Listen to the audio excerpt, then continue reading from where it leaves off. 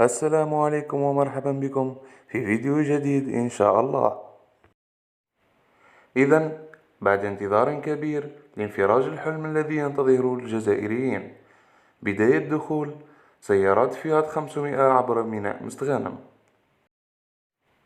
ويوم الأحد القادم إن شاء الله ستفتح قاعة عرض سيارات فيات أمام الجمهور، وسيتم الكشف على كل الفئات المتوفرة. نبدأ بالسيارة الأولى، وهي سيارة فيات 500 الفاخرة، 210 ملايين سنتيم. فيات باندا العادية 245 مليون سنتيم. فيات فيورينو 122 مليون سنتيم.